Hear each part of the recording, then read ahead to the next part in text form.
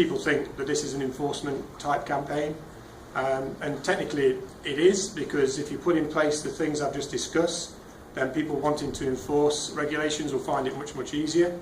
But actually, once you've put in place that enforcement mechanisms, then it's available for people to use under what I would call due diligence or transparency.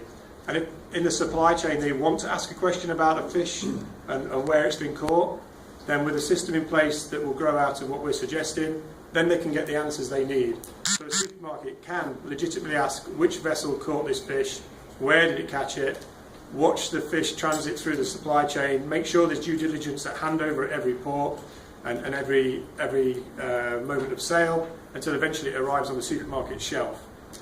It's a big project, but people who are interested in that, the people who are doing the traceability and transparency type work, can benefit from the work that we're doing on the enforcement side.